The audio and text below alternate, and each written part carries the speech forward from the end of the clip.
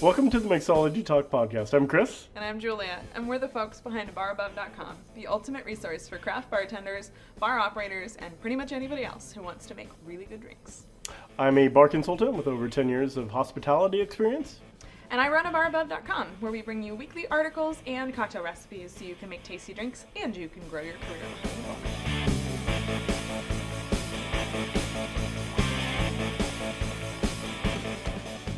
This is episode number 122, and this is part 2 of our series on becoming a bar manager. Yeah, so last week we talked a lot about how to prepare for this, how to get your social media in check, kind of like a social media audit almost, and how to start getting your resume together. If you want to hear more about that, definitely check out mixologytalk.com/121, I believe it was. I believe so. Yeah, if you haven't listened yet, it might be worth starting with that one. But this week, we're going to talk about the next step, which is figure out who's hiring and find a way to get your resume in the pile, but not the bottom of the pile, so that the hiring manager will actually see you, recognize you, and hopefully give you a chance for an interview. Absolutely.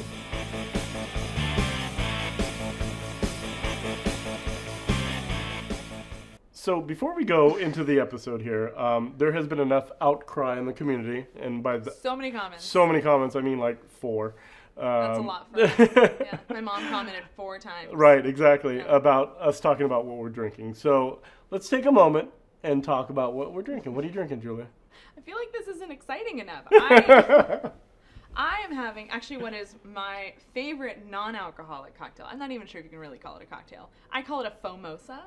Fomosa? How'd you come up with that name? It's a play on mimosa.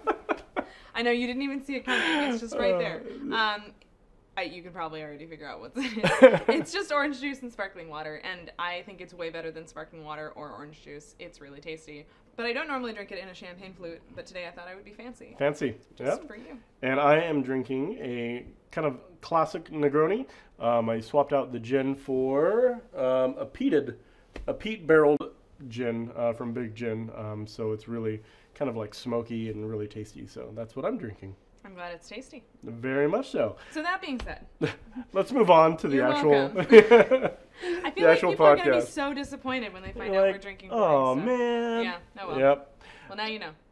So the first thing for this episode, besides the cocktails, is to find out who's hiring. Right. We talked a lot about last time getting everything prepared to go into this step. And we may have covered a little bit about that. I think we talked a little bit about just starting to get word out in your network. So we're going to kind of pick up where you left off last time, and that is just continue getting word out in your network. Yep. And I mean, we've said this 1,000 times, but networking for bartenders is so important. I think the community, the hospitality community is so small. It doesn't really matter how big your town is. It's a small world, and word gets around. So if you're looking for a new position, ask around, start to get the word out there. Obviously, you want to be a little bit careful. If you are currently employed, there's certainly a little bit of nuance there. Mm-hmm. But, I mean, I think that the step one is just to just get your ear out there. Listen to what is happening. Ask your sales reps. Yeah. They really have their finger on the pulse of the industry because they're going everywhere every day, it seems like. Yeah, and they kind of hear all of the gossip that's happening in the industry, in this town, and they're just a great network to know.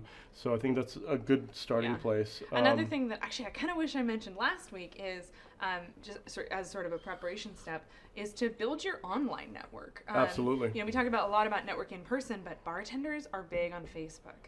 And I actually love how bartenders use Facebook because I think that it's a lot more useful than how, random family members do. But, connect with the key managers in your city. I mean, the managers and owners, the key names who are really well connected, friend them on Facebook. The bar culture I've seen is very, very inclusive in terms of who you friend on Facebook.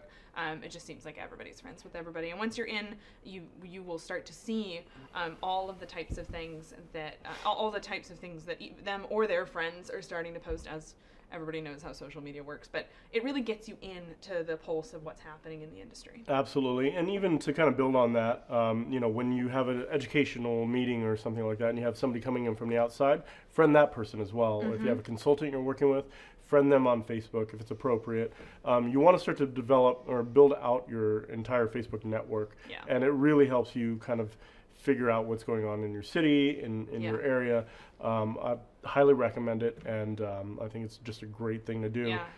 So definitely grow your Facebook network. And I would like piggyback on that actually, and that is with Facebook groups. I'm glad you mentioned that. Yeah. Yeah, because I mean, I am not currently looking for a position, but I often see posts across my Facebook feed mentioning awesome positions coming available in San Francisco. And the reason is because I'm a member of the USBG San Francisco Facebook group. I'm a member of several different local and actually non-local bartender groups. And so that stuff comes up.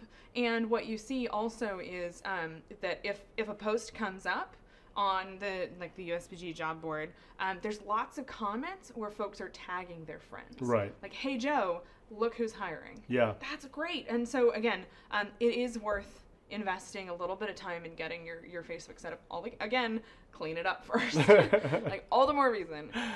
But I would definitely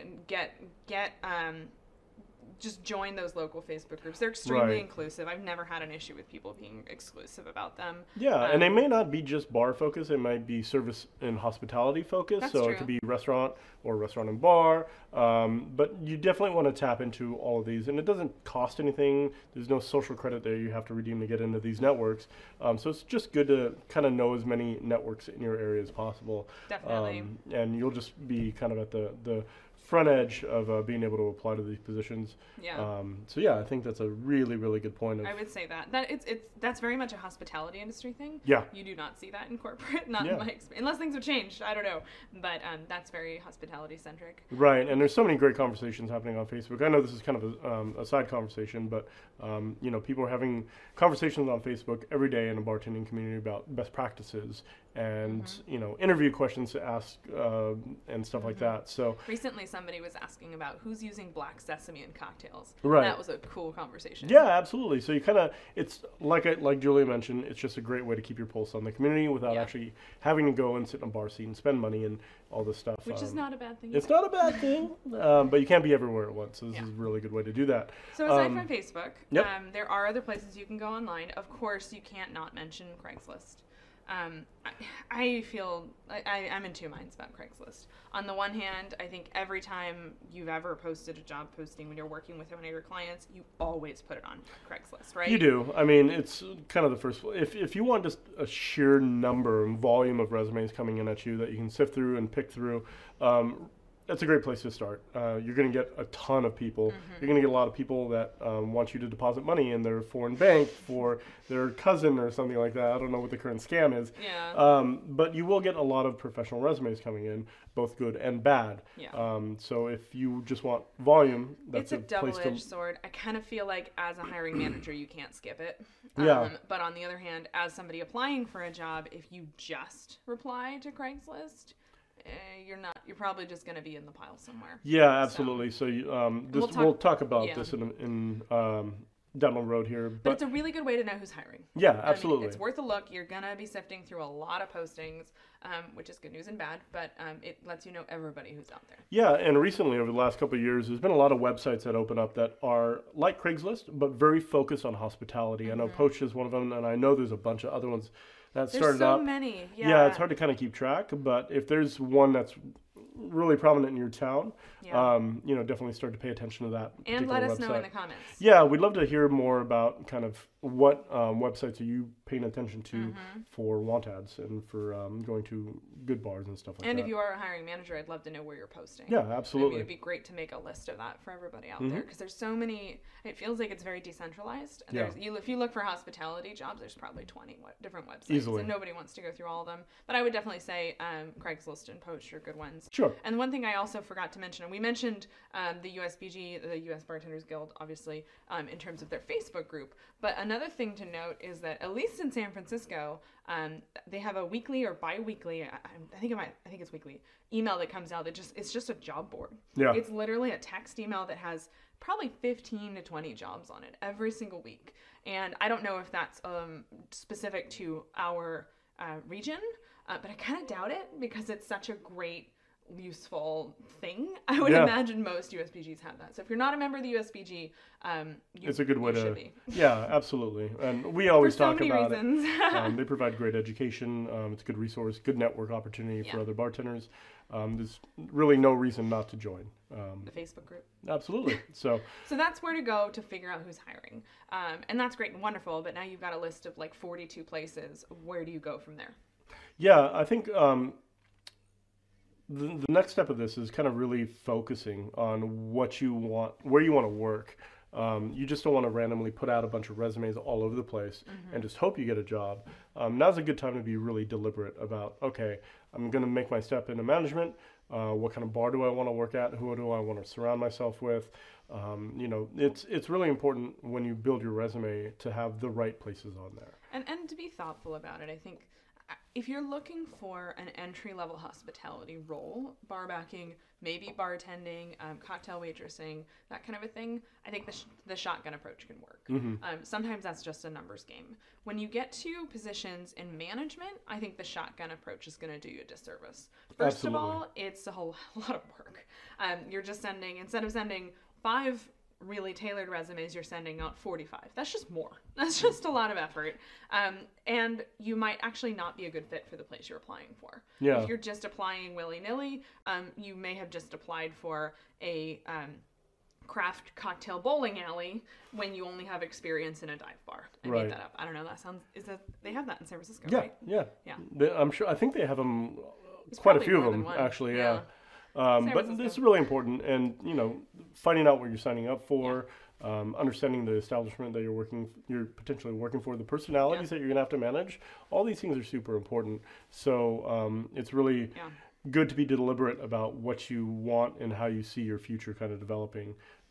There's pros and cons to a lot of different places. If you want something that's super casual, neighborhood bar might be a good choice. But if you really want to develop your skill set as a manager, there is a lot to be said about a corporate environment. But they're so different. They're very different. That's why I think it's very important to be very specific about what you're looking for. Be thoughtful. Yeah. And there's nothing right or wrong about any of these positions. I think you can learn something from pretty much anywhere. But just really know where you're applying and make that decision. There's a big difference between being the bar manager at Chevy's versus being the bar manager at a Michelin-starred restaurant. Right, absolutely. And by the way, you're wasting everybody's time if you send them the same resume. Not only are you you're wasting your own time. If you are really thoughtful about where you're applying, then you can do a way better job of doing so. Absolutely. And so it's good to put some effort into figuring out where you want to go and the places you want to reach out to. And frankly, if you do that for a while and follow steps that we talk about later, and you're just not getting many hits, then maybe it's worth branching out. Yeah. But I would definitely start here. Yeah. So for me, I would probably just recommend getting a target list going. There's 10 bars I want to get hit, and just start ranking them. Like first one's first. Really start reaching, and you want to go to the best place you can possibly get in, and because you're just probably going to learn a lot more. Right. So make that list and just kind of start going through them. And some places you're going to look at and go, oh my gosh, that looks like fun. Right. Now, yeah, you're going to work your butt off because it's a management job and we talked about that. But going into a bar that isn't really your vibe might just be unnecessarily challenging. Whereas if you go to a place that you'd actually enjoy being, there's a lot to be said for that. Absolutely. If you're stuck there for, God knows how many hours, at least you don't hate the place. Right. Absolutely. It seems like a good start. So you got your target list. You're at your top 10 or whatever. Now I think is where the rubber hits the road. Now is where you differentiate yourself from everybody else on Craigslist, and you start to actually think outside the box and build rapport. Right. And I would say, especially for those like top 3, the ones that you really, really, really want, but it might be a bit of a stretch. Like it's time to put on your big boy shoes, big girl shoes, and start walking. Like walk in the door of that restaurant and sit at the bar. Yeah. And there's a couple things that are going to be a big benefit for this, and that is you're going to get an understanding of the culture. Julia mentioned this earlier of going to a place where you really want to work. You're not going to know that until you actually get there. That's true. Until you see how the team starts to react and how they treat each other.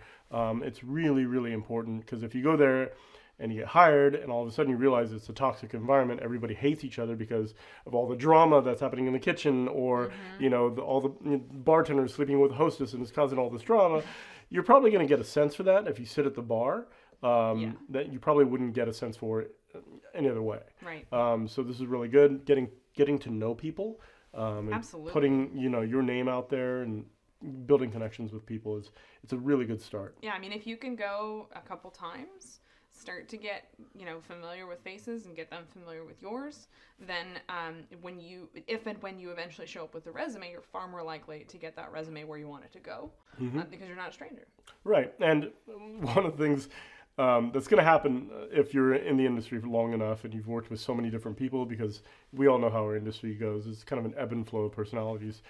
You may sit down at the bar and you may know somebody behind the bar, or somebody on the floor, or somebody in the back of the house. That's your way in. Like. That is, hopefully you've built, your reputation that you're... Or you might see them and be like, I'm not applying I can't here. work here. I can't. I'm out. So many reasons I can't even tell you right now. But this is valuable information, because if you know somebody there, it could be your way in or it could be your way out. Yes, that's true. But it'll save you time. Right, absolutely. At least you're going in with more information. Yeah, so this is just a really valuable thing. And worst case scenario, you have a good time, you have a couple cocktails, and you meet some new people. Right. But yeah, that would be amazing if you show up and you actually know somebody. Then you got it in. Hey, you start. Tom, I haven't seen you in months. I know. Since how we worked are together. you? Yeah, how are things? How do you like working here? By the way. Yeah, exactly. And these are Mm-hmm. common conversations we have, in the industry. Just like, hey, what do you think? Mm-hmm. Is this a good place? Money is good, management's good. You can have these kind of candid conversations with people you've worked with in the past versus some random person you're just meeting for the first time. So if say you know Tom, could you give Tom your resume to hand to him? You don't want to do that unless Tom asks you for it. Mm-hmm. You can say, hey, Tom, you know what? I'm really interested in getting a job here as a manager. Are you guys hiring? And that starts the conversation. And then they could say, hey, do me a favor, put a good word in for me. I'm interested. And then during the lineup, Tom says, hey, by the way, I got a buddy that's looking for a management job.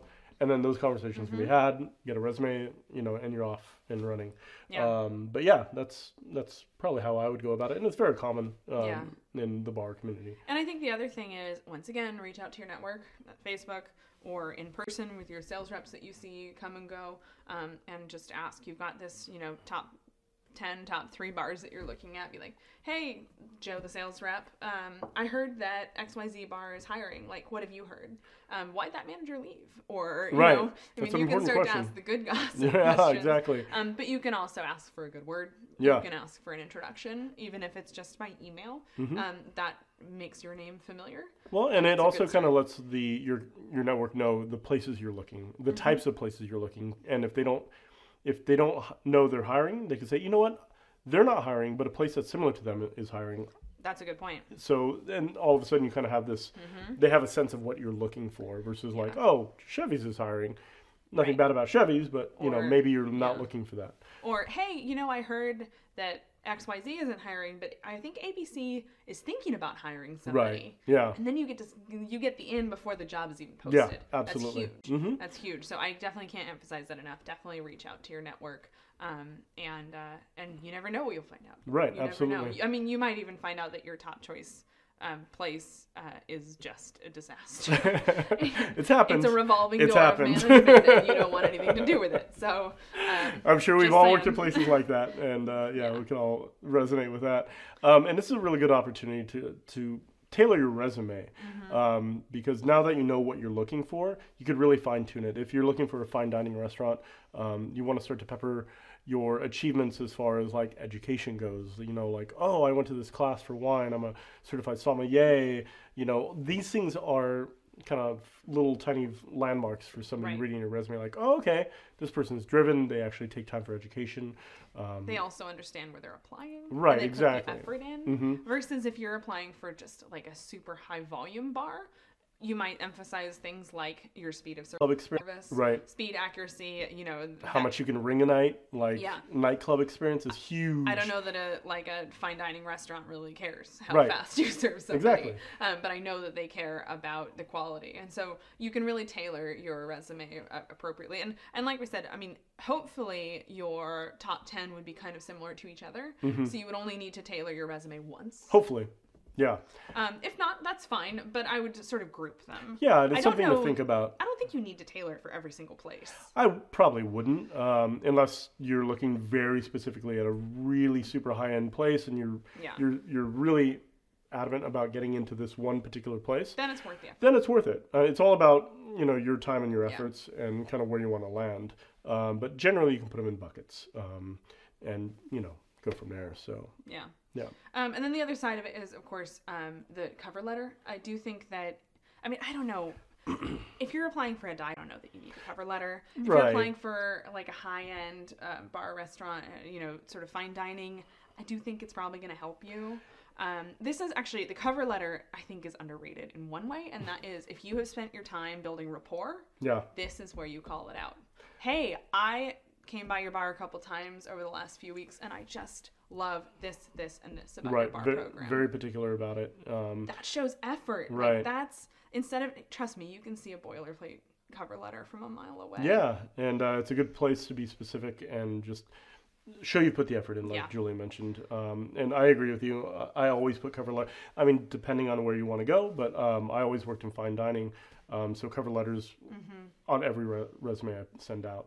I think it's just a really, really nice touch, and it kind of gives them a sense of your personality that they just can't get from your resume. Yeah. Here's a question for you that I've wondered about. Let's say that you are applying online, which we'll talk about in a second. But let's say you're actually sending in your application, your resume via email.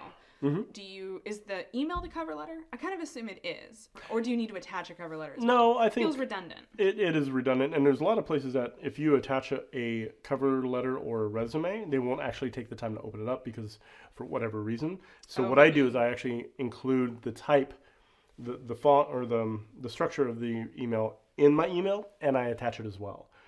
Because if they have to go through the extra step of downloading an attachment, all of a sudden you get all Especially those if flags like, oh, I don't know about this. If it's Craigslist, there's so much scammy Right. stuff going around. So that's a good point, actually. And actually, that's conveniently our very next section. Oh, look at that. So, one thought before we get too deep into applying online, and that is, if you can, drop your resume off in person. Oh, without a doubt. Yeah. I mean, this is getting a job 101. You don't need a virus check to drop your resume off in person. Right. At least Well, not in any bars that I've ever And seen. there's a little bit of a physical appearance thing as Yeah. well. So if you walk into a bar and you're a good physical match for the rest of the team, I hate to say it, but that's a consideration. Sure. Or it can be a Or consideration if you in show some up places. in a t-shirt and shorts to a fine dining restaurant, You haven't it's shaved a in 10 signal. days or, Yeah. that kind of stuff.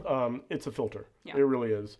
So it's And just, it's an opportunity. it really is. It's Yeah. not. It's not just about eliminating people. It's also about highlighting folks who really showed the effort. Absolutely. And if you've done your research and showed up in advance, you know exactly what that looks like. Absolutely. So as often as you possibly can, do yourself a favor, drop one off in person. Yeah. And there's a lot of art about dropping off a resume in person, and we can talk about that here in a second. But it really does matter the timing. I cannot tell you how often I would get new people coming in at 6 o'clock on a Friday night and dropping off a resume. Can I talk to your manager? You're like, no, you can't, man. I'm sorry. What were you thinking? Why would you come here now? So the time that you drop off a resume is super, super, super important. It's one of those flags that just says, I know what I'm doing, or I have no idea what I'm doing. Yeah. And your resume will go into the appropriate file. Round or otherwise. Right, exactly. Yeah, exactly. So just to kind of continue the thought of applying in person. Yeah.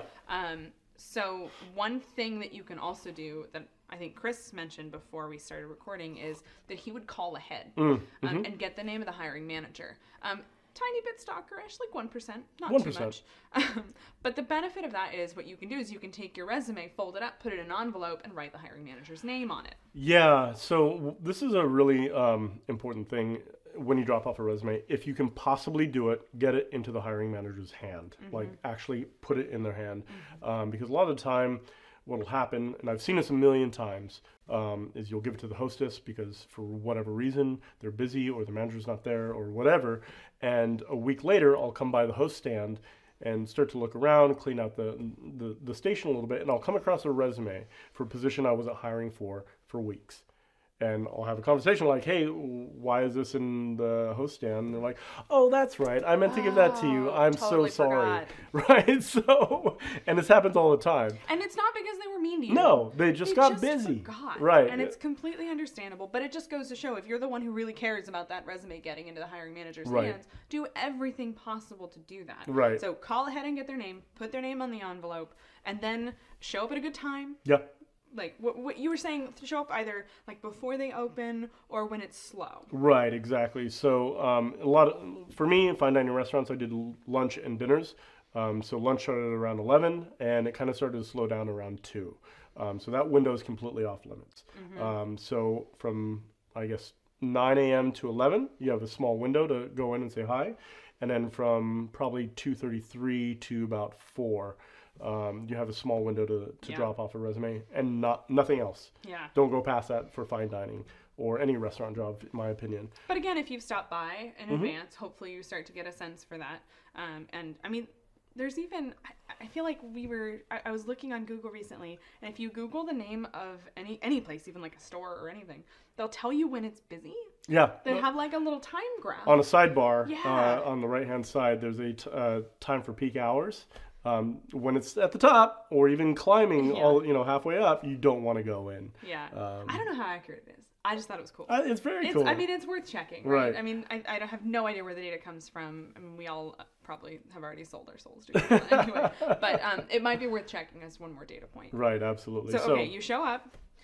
You walk in the door, and then you shout at the hostess. Yeah, say, hey, you shout at the hostess. Well, actually, this is a really good point, too, is be nice to every single person that you come in contact with when you're dropping off a resume. And this is probably just in general. Just in life. Yeah, it's just good advice. But get to know them. Get to know their name. Like, hey, how are you? I'm Chris. This, that, and the other.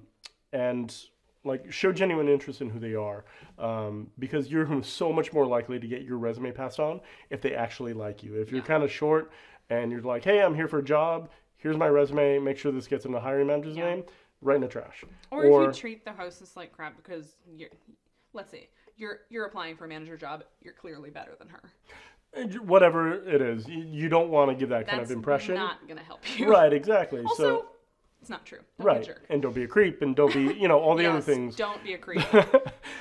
So they are a huge filter on the road for getting a job down the road. If somebody dropped off a resume for me, like if I was a hiring manager, I'd ask the hostess, like, what'd you think? Were they nice? Were they good people? Did they seem like a nice person? Yeah. And I would absolutely ask them. Or if they dropped it off to the bartender, I would ask the bartender, like, hey, what's your impression? They're a good person? Were they composed? Saves you time. Well, and this is the team they're going to be working with. Yeah. So that initial impression is super, super important. Yeah. So on the flip side of that, make sure you're nice. So yeah, I think that's all. You show up. You've been very nice to the hostess, and you ask for the hiring manager, hopefully by name. Yeah. And I feel like it's going to go one of two ways. They're either going to say, one of three ways. They're either going to say, sure, let me get him or her, or they're going to say, I'm sorry, they're not available right now. Which, if they say that, I mean, you kind of have two options. You could ask when's a better time. Yeah. I mean, if you really, really want this job, it might be worth another visit. Sure. Or you may make it pretty clear through body language and through their phrasing that is not going to happen. Right. And if that's the case, it's okay. That's fine. It happens. Then you hand off to your resume to the hostess and say, do me a favor, I'm really interested in the job here. Can you please make sure they get this?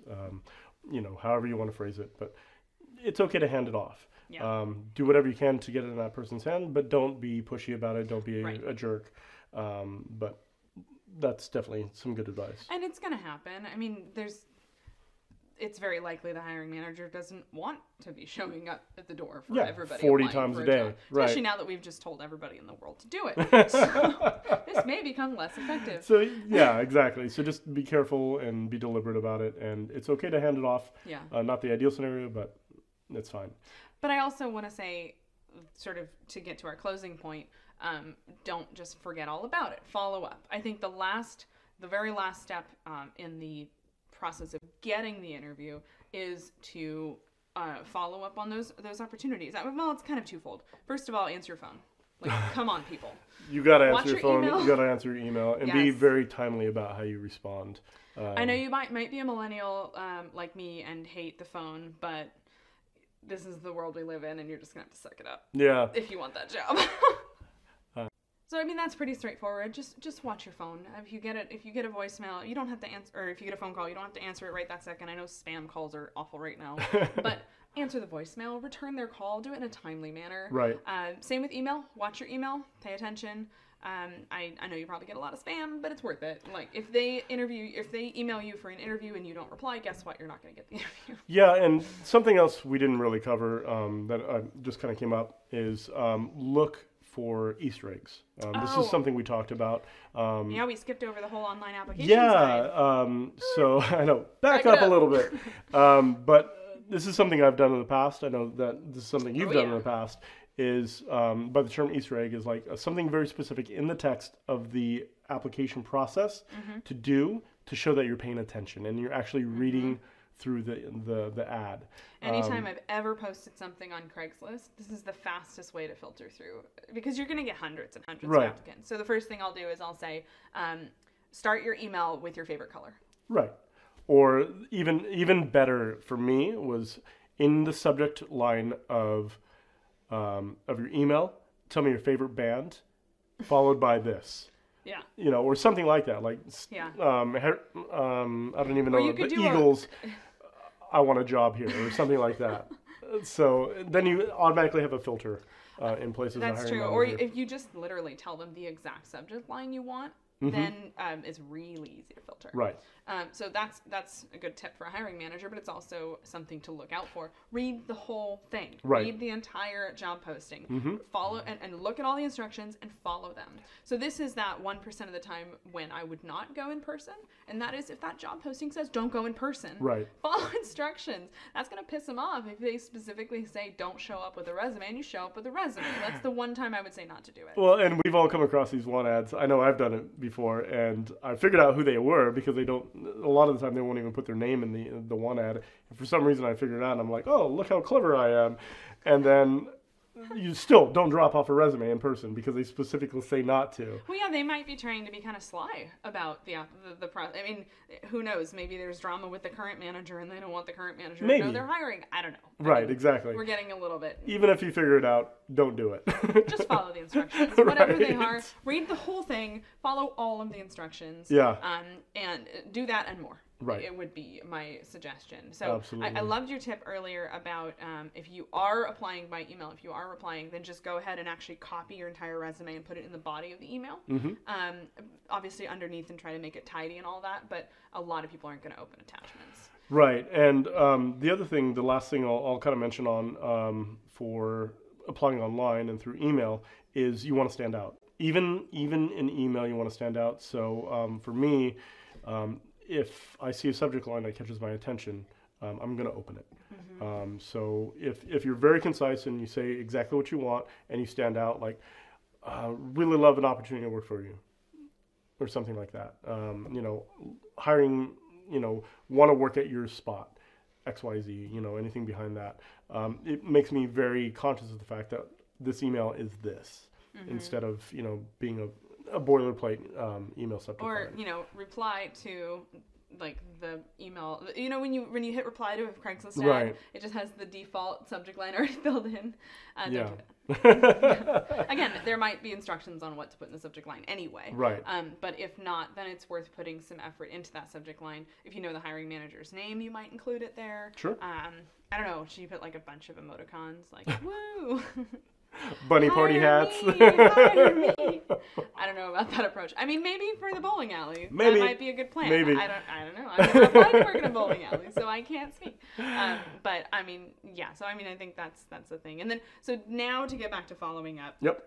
Regardless of how you apply, I do think it's worth following up, but don't get too stalkerish. Right. Obviously, watch your email, watch your phone. We already talked about that. Regardless, but if it's been a week and you haven't heard anything, I think it's worth an email follow-up. I think it's a responsible thing to do. And Julie mentioned this, but don't be pushy. Don't be creepy about it. Probably not in person. Be tactful. Probably not a phone call. Right, exactly. You send them an email like, hey, Tom, I really enjoyed coming by the restaurant the other day. You guys have a beautiful establishment. I wanted to follow up on the hiring process to see if you found some great candidates. By the way, I've also included my resume for your consideration. Something along those lines. Yeah. You don't want to be super pushy or call them out like, hey, I haven't heard anything, dude. What's up? What's going on? Yeah, exactly. You want to be super initiative, nice. I think also, which especially in a management position, like you want somebody who's going to think ahead, who's going to pay attention, who's going to follow through. Like, And that's actually absolutely. a really good quality. Who knows? I've actually heard of people who are hiring for jobs who literally ignore everybody for a week to see who will follow up. Oh, that's interesting. Yeah. That's literally their way of culling the herd is just ignore everybody and see who calls back. That's kind of like the test that we've all heard about in high school where it's like, oh, yeah, your final is 100 true or false questions. You're like, yes! And all of them are false. Or the teacher who's always telling you, like, read the entire test. Oh, those are the worst. And then you get to number 100 and it says, like, only do the first 3 years. Right. That's evil. Anyways. I think it's worth following up. Again, don't be creepy, don't be pushy, be nice to everybody, but I don't think it hurts. I wouldn't do it 100 times. Be tactful. Diplomacy is on your side on this side on this one. You don't know if your resume is sitting in the hostess stand. Right, you don't. You have no idea. So if you follow up and just say, hey, I dropped off my stuff last week. I'm still very, very excited about this opportunity. And they go, well, that's weird. Yeah. I don't remember seeing this person. Yeah, absolutely. They've got it attached to the email, or they've got it in the email, which is great.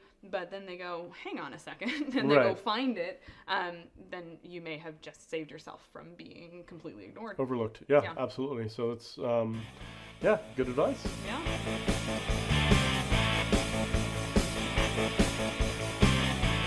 So hopefully this episode has given you some good information for the next step in the process if you are looking for a bar manager job. Yeah, and there's it's really valuable to kind of put the time in and get this right, because you don't want to go through this process again in 6 months when you find out, I really hate this place. Yes. I really wish I would have done my due diligence beforehand. So save yourself some time. Or if it's been 6 months and you're still replying to Craigslist posts, right. You might want to try something different. Right, absolutely. So next time, which will be in about 2 weeks, we will be talking about the interview process. So excited. I know. Maybe some role playing. I wouldn't get thumbs up. I don't know about that. But check out today's show notes at mixologytalk.com/122, and we will be back in a couple weeks to wrap up the series. All right. Well, cheers, everyone. Cheers. Never miss an episode by subscribing in iTunes or YouTube. And as always, check out the show notes by clicking on the right.